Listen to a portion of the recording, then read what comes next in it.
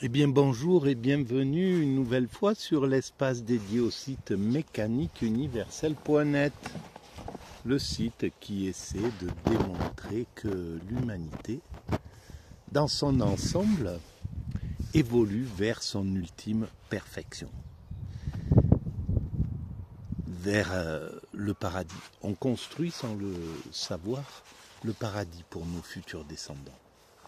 Voilà, le paradis, c'est-à-dire un monde de paix universelle, un monde de fraternité, un monde sans frontières, un monde sans propriété privée où tout est mis en commun. Voilà, c'est ce qui, selon moi, attend l'humanité dans quelques siècles. Il faudra encore peut-être 2, 3, 4, peut-être 10 siècles, mais l'humanité a le temps en réalité. C'est l'humain qui a son temps compté, une vie, c'est... voilà. On est borné, c'est pour ça qu'on a même du mal à se projeter plusieurs siècles après nous. Et c'est tout l'intérêt peut-être de cette philosophie qui essaie d'éclairer le lointain, quoi. Voilà, les temps lointains. Alors on est toujours dans le court terme ou du long terme, mais moyen en somme. Quelques décennies, peut-être un siècle derrière, mais on a du mal à se projeter 5, 6, 7, 10 siècles derrière nous. Voilà, alors ça c'est pour l'introduction. Ça c'est ce que je vais commencer à lire. J'ai lu 1 ou 2 pages et je trouve ce bouquin très intéressant. Alors c'est encore un livre que j'ai sauvé de la poubelle, comme d'habitude, et c'est assez... les choses arrivent voilà, comme elles doivent arriver. Ce livre arrive aujourd'hui, parce qu'il doit arriver aujourd'hui. Alors allons-y. Donc je commence à lire, je découvre et éventuellement je commente. L'existentialisme est la forme moderne d'une position métaphysique très ancienne. Ah, mais ça, c'est les différentes introductions qu'on va commencer à lire dans ce premier chapitre. Tradition de l'existentialisme ou les philosophies de la vie. Donc, les positions métaphysiques sont en très petit nombre. C'est la deuxième partie. Elles sont nécessairement intolérantes. Celle-ci est la révolte de la vie contre la pensée, notamment contre la pensée de la vie. Histoire de cette révolte. 1, petit 1 dans le peuple, petit 2 dans la philosophie. Très spécifique de cette position dans l'existentialisme. Démocratisation de la philosophie au XIXe siècle. Cause du succès de l'existentialisme. Alors, il faut bien voir que ce livre a été écrit en 1947. Donc, aujourd'hui, l'existentialisme... il n'a pas la même nouveauté, il ne donne pas le même sentiment de nouveauté qu'il donnait à cette époque-là. Voilà, ah, le vent arrive, un petit peu de vent, pourquoi pas. Alors allons-y, on rentre dans le vif du sujet. La philosophie embrassée aujourd'hui de tout un monde qui, s'il est loin d'en toujours comprendre la lettre, en saisit vaguement, mais sûrement l'esprit. J'ai nommé l'existentialisme. Effectivement, là, à cette époque, ils ont essayé de donner d'apporter la philosophie au plus grand nombre, que ça soit d'abord par l'engagement de certains de ces penseurs, comme Sartre, Simone de Beauvoir, Camus, etc. Donc ils sont engagés dans la vie et en fait on entend parler d'eux. Ils donnent envie de lire, de les comprendre, de les lire, et en plus ils écrivent souvent de façon romancée, donc c'est abordable pour la plupart des gens. Voilà. Alors donc l'existentialisme incarne sous un mot nouveau et avec certains traits proprement actuels une chose très ancienne.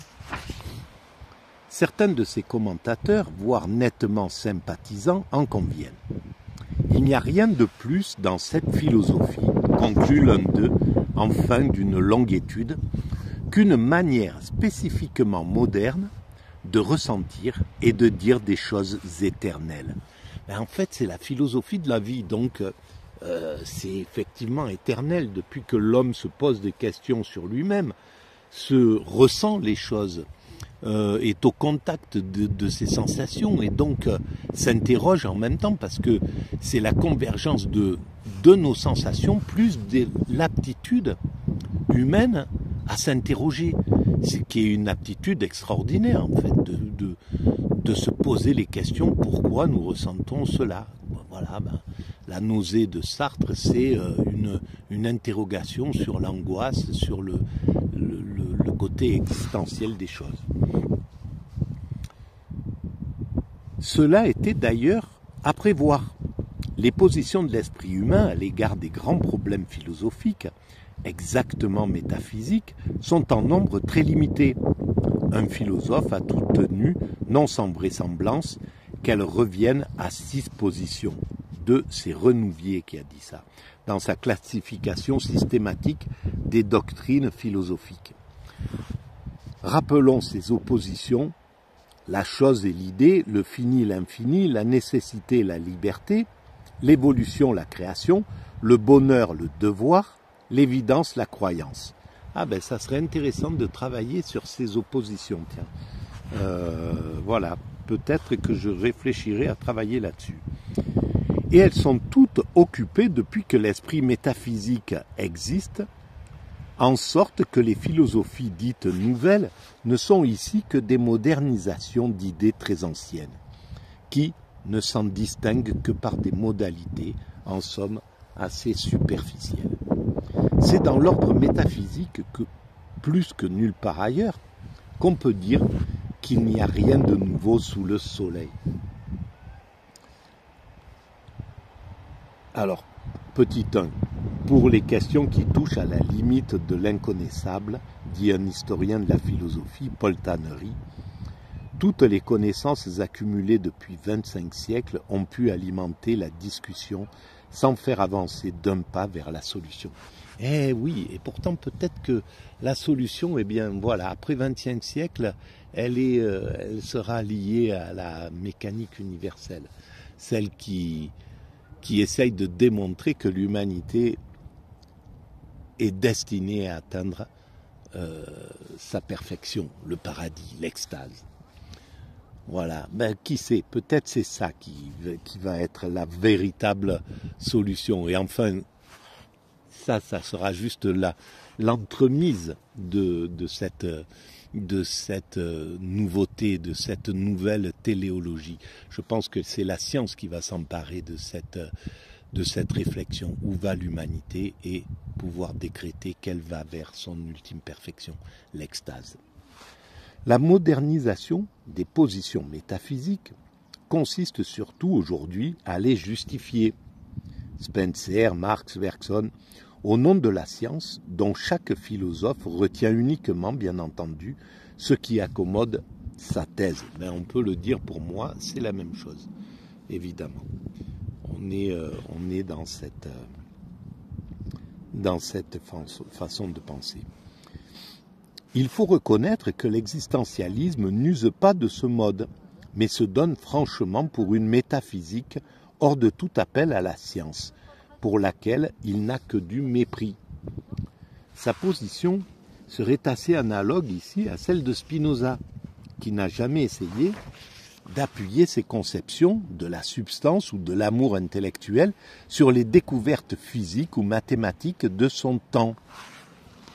Et c'est là où, justement, peut-être Spinoza ne pouvait pas justement s'appuyer sur les découvertes physiques ou mathématiques de son temps. Mais aujourd'hui, s'il était là, il utiliserait l'IA pour démontrer sa propre philosophie, sa propre réflexion sur le dernier chapitre, par exemple, de l'éthique, où il parle de l'extase, de la béatitude.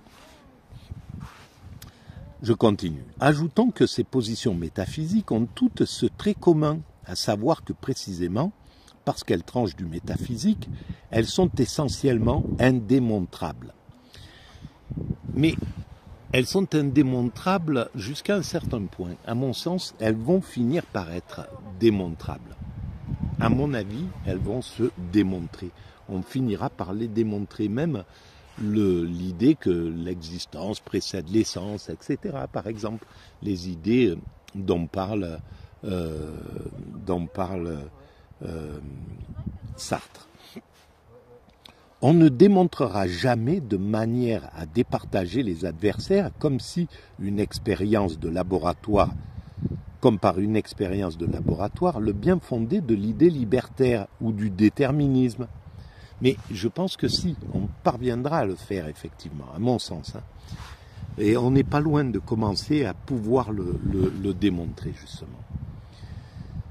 Non plus que du créationnisme ou de l'évolutionnisme.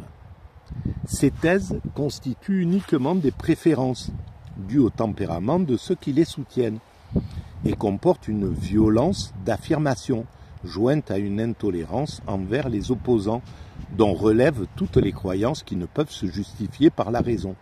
Alors évidemment, ils étaient à une époque de grande violence entre les courants de pensée.